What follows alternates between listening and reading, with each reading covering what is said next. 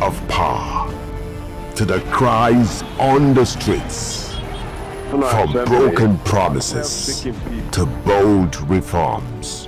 One show rises above the spin. Crestline. If monkey jumps when the tree is now close, the monkey will break legs. They used 18 members to impeach a governor instead of 22 members. The political show that dares to go deeper. Crestline brings the voices, the verdicts, and the vision that shapes our future. Join Rayo Akinshowo. Tough questions, real answers, no filters. Crestline, where politics peaks.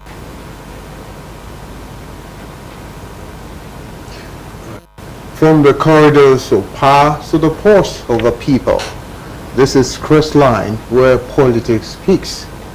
I'm your host, Rayo Akishonwa. Today, we climb to the very summit of Nigeria's political conversations. Welcome to another edition of Crestline. Our focus today is sharp, relevant, uncompromising. With me is a man widely respected for his courage and clarity. Sheikh, Nuhu, Khalid has the digital Imam, a fearless cleric. He has become a moral compass in Nigeria's political landscape, unafraid to speak truth to power. Sheikh, it's an honor to have you on Crestline. It's my privilege to be with you. All right, we'll be going for the short break, and when we come back, we'll start with the talking point of today. Please stay with us.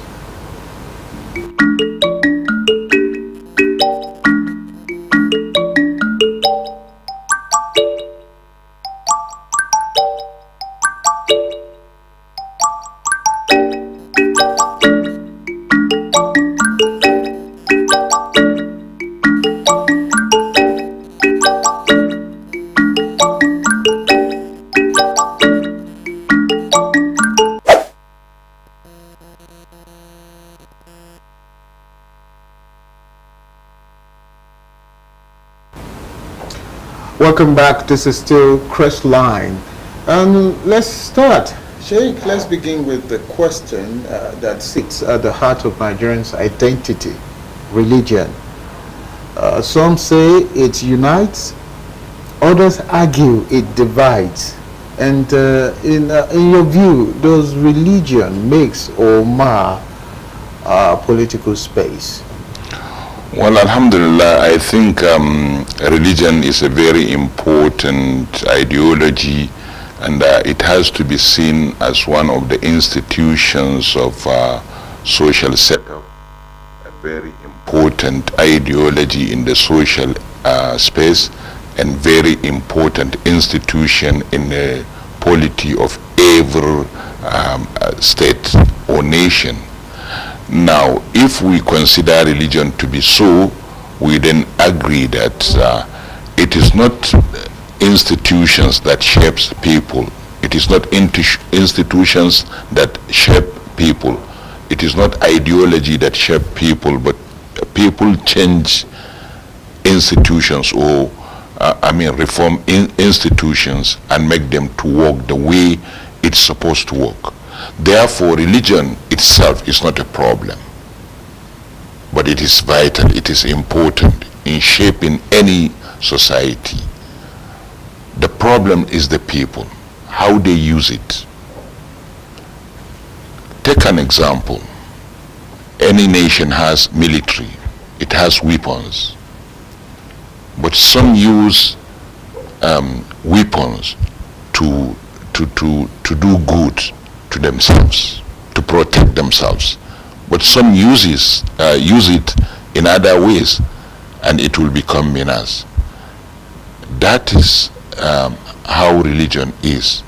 If you give religion to a society which is ready to improve, religion would help them to improve themselves. But if religion is strongly perceived, it's going to destroy the future of any nation. Take it down the history. You find that some people use religion and they help themselves to develop, and others use religion to take them backward, like we the Africans, particularly Nigeria. If you take Nigeria as an example, religion is not solution for Nigeria, it's a problem for Nigeria. How do you mean? Well, look at how we use religion to distract the attention of politicians from thinking of ideological campaign, of thinking of how to build the nation and move the nation forward. We have the largest number of religious practitioners in the world. Nigeria has the largest number of religious practitioners. Then why wouldn't we use it to improve our standard of economy? If religion is good, why can't it help us to improve our economy? Why can't it help us to improve our health sector? Why can't it help, doing political campaign without using talks, without using weapon, without using violence? It will be good for us if we use our influence as leaders, religious leaders, to tell people to hold their leaders accountable for the money the state funding, that is the state wealth that is under them. We are going to improve. But we use it to loot people, to help the politicians steal the state, so that they will bring some to our churches and our mosques. So religion is problem now in this dimension. You raise a very important point there, saying that the practitioner, we talk about religion practitioners in Nigeria, that they are so much.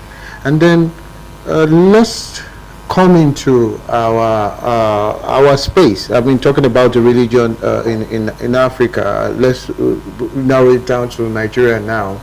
That most, you said, people come to church, people come to mosques. Does it mean that our religious leaders are not telling them the truth, what they are supposed to know about our society?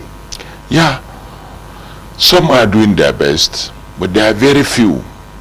Many of the religious leaders today are into materialism.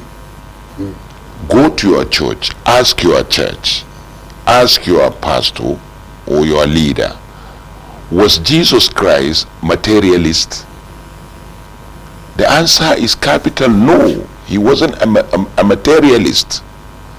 He was a spiritualist. He tried to improve the spirit of the people. Now, go to any mosque and ask your imam, was Muhammad sallallahu alayhi wa sallam materialist? Was he during his lifetime pursuing material benefits? Why did he fight the people of Mecca? Is it because they did not share what they are getting from the poor people with him? And the answer will be no. Therefore, why is it that we today, the so-called religious leaders, are only associating with the politicians so that to be like them? Some of the leaders, religious leaders, are copying the lifestyle of the politicians. So you are saying that religion should guide morals, not dictate power. Is that what you're saying? Of course, religion is all about morality. There is no point in being a Christian or being a Muslim if you cannot try to learn moral ethics values and social cohesion from Jesus Christ. There is no point of being a Muslim if you cannot learn how to improve your morality, how to develop your ethics and values, how to become a good person in the society from Muhammad sallallahu alayhi wa sallam. All the prophets and messengers of Allah try to teach their followers how to be ethically sound and value the society. You're saying that Nigeria suffers when religion becomes a political weapon.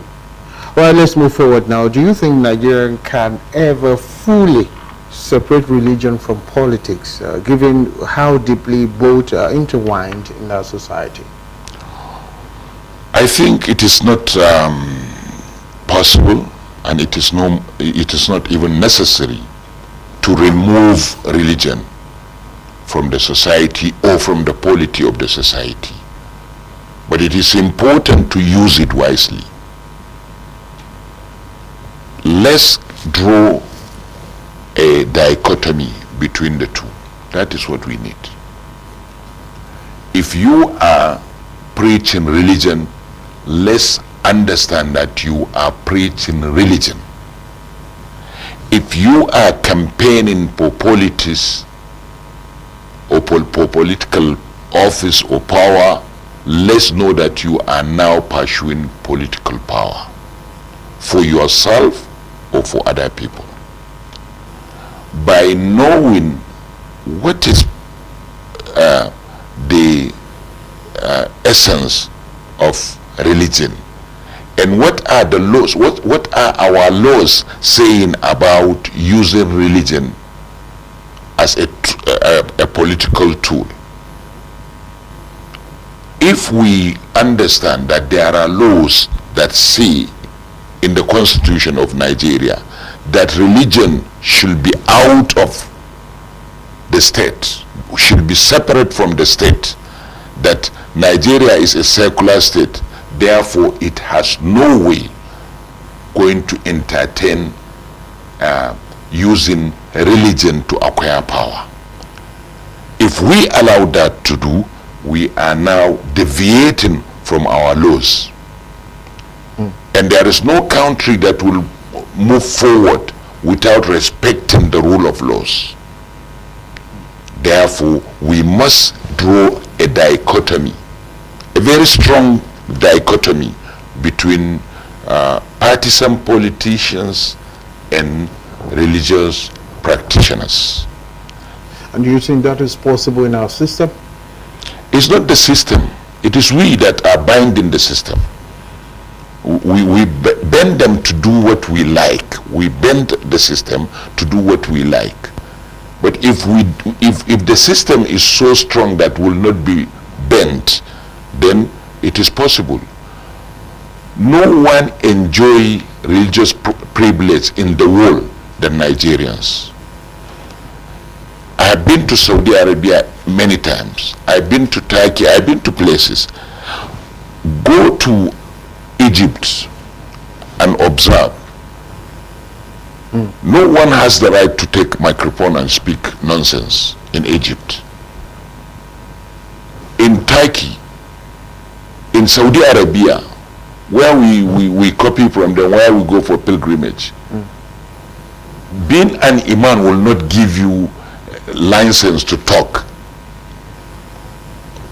using microphone, to use public address system to address the public. You must acquire license, and all what you will say will be vetted. The security must check it before the Friday. All the sermons you are seeing there in Saudi Arabia, the imam must submit them on Wednesday, and he will go back and receive them on Thursdays, vetted one. If they are okay, he will use them. If not, he will be jailed. And that reminds me, what really made you popular Then I don't want to talk much about that for those who don't know the digital Imam. You spoke truth to power then, and we're talking about Apple. I remember. I always have it to be one of my most important commitment to the society in my lifetime, because I said we are not going to vote without receiving something for our votes. That is security. Tell us you are going to provide security, we vote. If you are not ready to provide security for Nigeria, we are not going to vote. And that is not a problem. I am not inciting people to create insecurity, but I am intimidating the government of the day to provide security. And those that are benefiting from the insecurity felt that I'm a threat to them. Because if there is security in Zamfara, some people will not become politicians. They know it. If there is security in Sokoto, some people will not be relevant in the polity of Sokoto.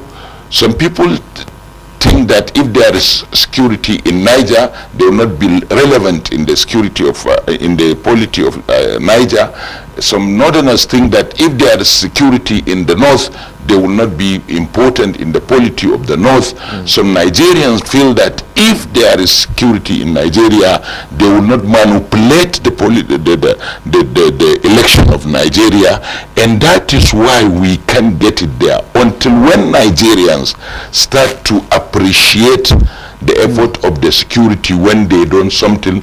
Like now, they have done something of recommendation. They have arrested some leaders of the terrorist organization Al-Ansar, or what is the name. Now this is recommendable, but when there is attack, we come out and say no, remember we vote you for this. Our vote is for security. This is the primary priority of the government. That is what I am always saying, and that what made me a celebrity. Yeah, I can say that was your turning point, and everybody was just looking, where's that Imam? That Imam? And I'm so glad to have you here. Thank we have a celebrity Imam, digital Imam, Thank you. and so much.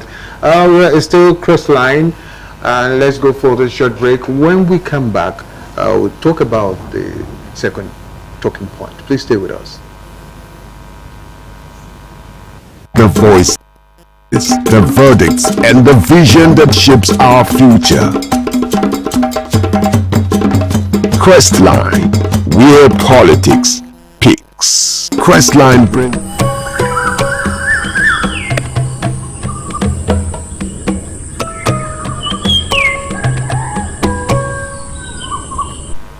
Welcome back, still Crestline, and let's go to the second talking point today. Talking about the North and South political tensions. You know, it's really some now to Nigerians perennial divide, North versus South. We're talking about it now. Many believe our political system is trapped in the circle of regional suspicion and the rivalry. Sheikh, how dangerous are these tensions to national unity? Well, it is dangerous to the nation itself. The being as one is very important for the nation to be called Nigeria. You cannot understand that until when you look at the old national anthem and the new national anthem, or the restored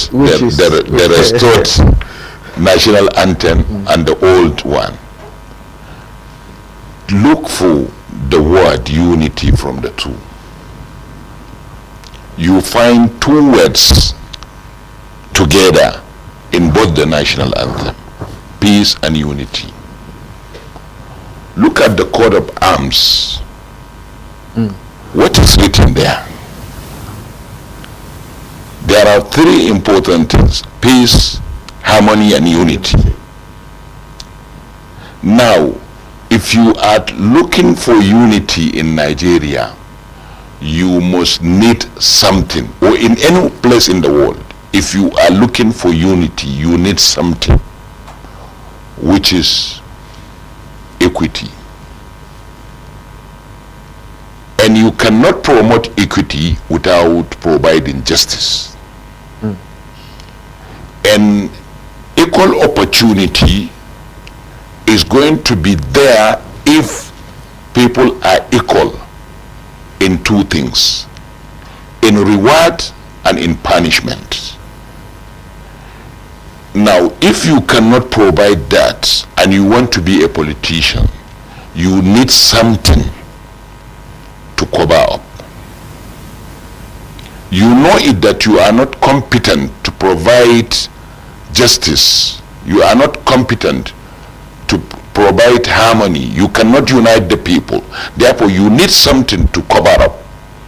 Maybe even in performance, you are incapable to be a governor or a senator or something. You need something to cover it. What is that thing that will easily cover up your incompetency? Is to use what they call divider rule. You use division. Tell the people that you are from zone A and it is your turn. And they don't even say it is my turn. Mostly they will say, look, zone A, this is your turn. It is our turn. I'm here to fight for you. That will cover up all the incompetency you have, all the problems you have. Now, the danger is that when you are campaigning using division to cover up your incompetency, the improvement, the ideology of building the nation will be at stake. People now will not think of their economy, their security, their welfare, our position in the national or in the international world. All that will be forgotten. We talk about Yoruba versus Hausa.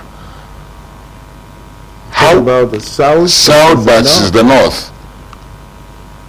If you remember what brought Nigeria was bringing these three regions together to form a nation.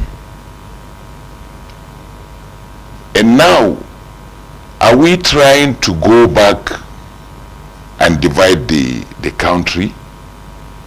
If we are to divide the country, who will be benefiting? The Sudanese thought that if they divide the country into two, their problem will be solved. What is happening today? The Yemenists thought that if they divided Yemen into two, their problem will be solved. What is happening in Yemen today? Germany have tried it before and they regretted dividing the two countries. The country into two. Even the southern and western Korea that was divided from Korea, one day they will think of becoming one. Talk about the north and south. The southern Korea. Now, come to Nigeria. What part of the nation is not in need of the other part of the nation? And and we claim to be religious. Look at our religion.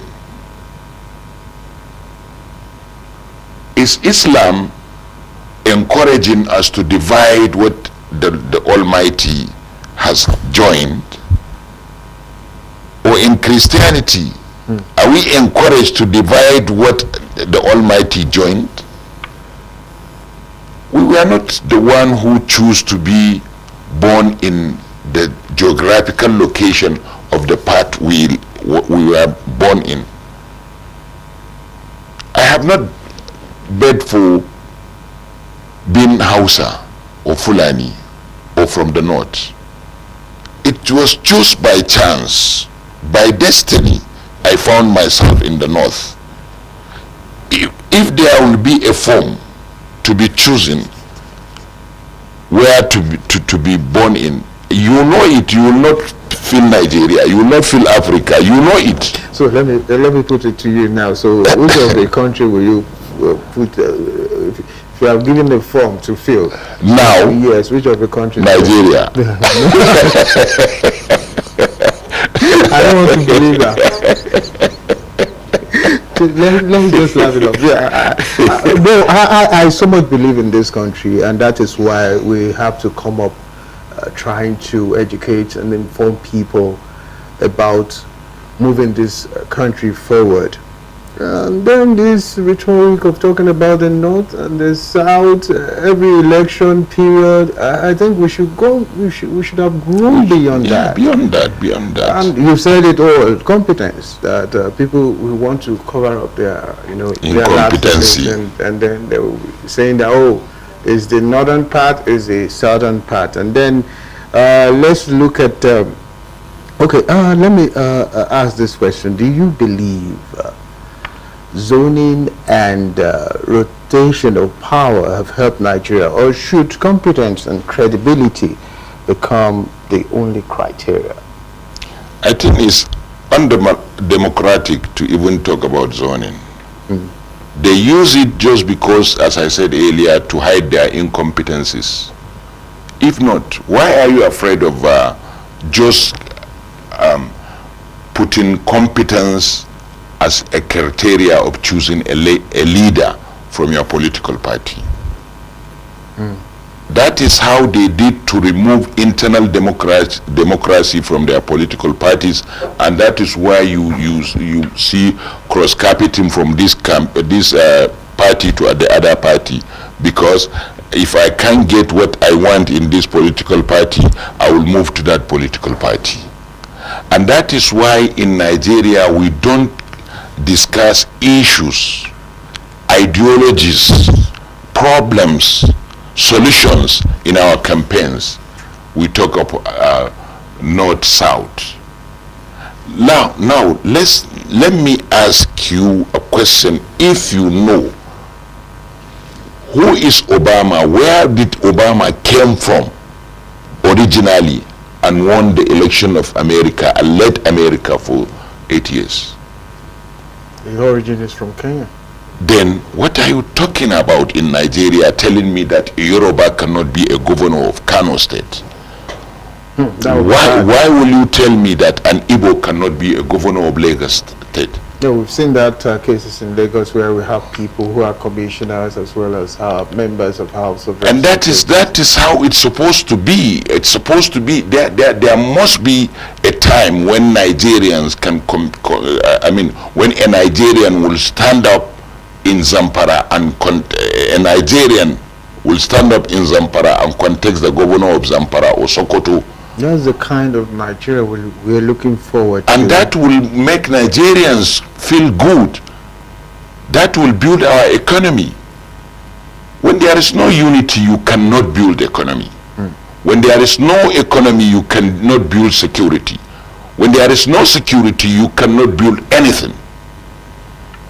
Therefore, we need people who believe in Nigeria, not who believe in the so-called North or the so-called South or West. So I'm privileged to have a chat with some political stewards, and then talking about the North and South tension.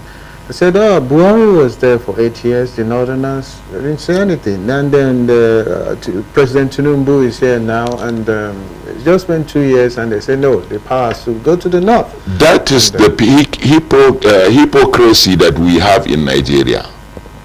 When I was criticizing Buhari for low performance, the Northerners were criticizing me. Why should I criticize my own people? I told them that Nigeria is my own place and Nigerians are my own people. They were celebrating me when I was criticizing Jonathan. And now they want me to over-criticize Tinubu.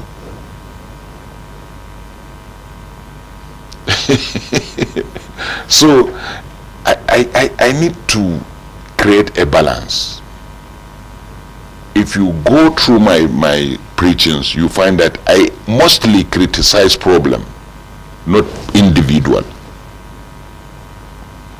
So now, if the North wants the power to go back to the North, let them produce reasons for that.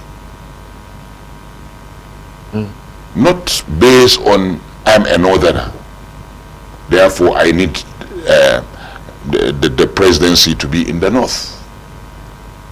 Let them look at the programs of Mr. President, criticize whatever is against the Constitution of Nigeria, or there is misappropriation of funds, or there is illegal activities, or it is against any international convention.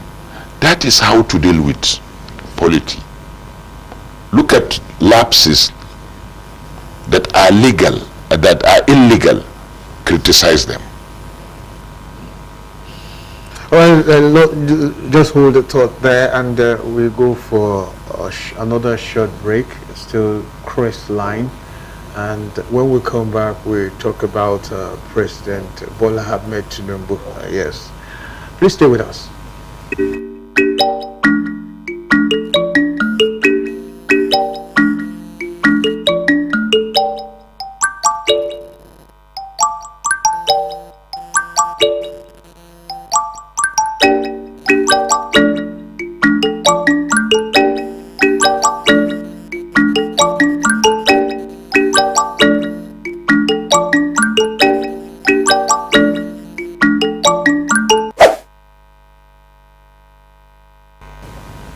Welcome back. It's still Chris line, and I still have Sheikh, Khalid, digital Imam in the studio. And we're talking about the role of religion in politics, as well as the political tension between the South and the North. And then I want to put you on the spot. You are known for that, to criticize the government of the day.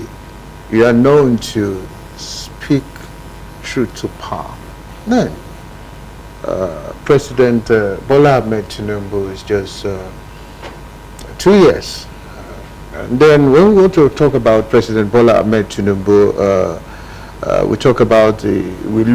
people talk about economic hardship and subsidy removal impacts. We talk about subsidy removal and all that. So let's dissect the 2 years that he has spent. So how will you rate him?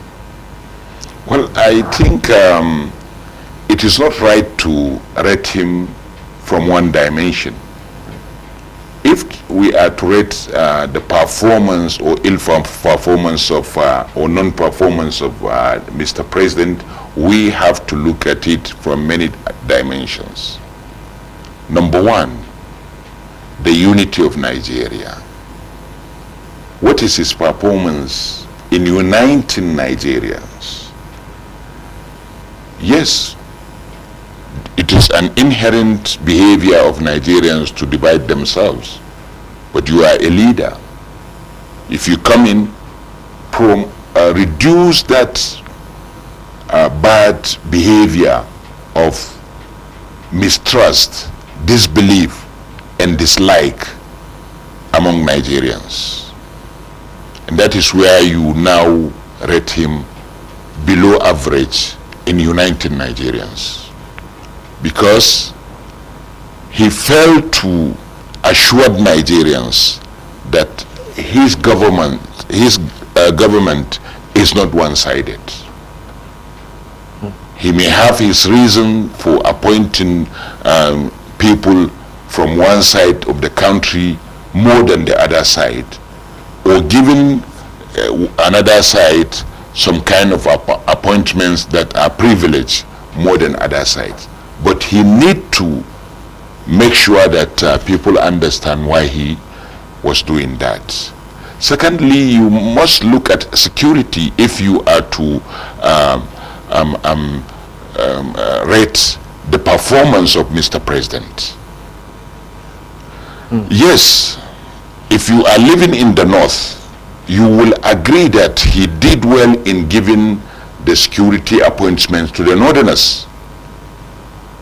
But did he call them to order and ask them, or is he asking them or following up to make sure that they are doing the right thing?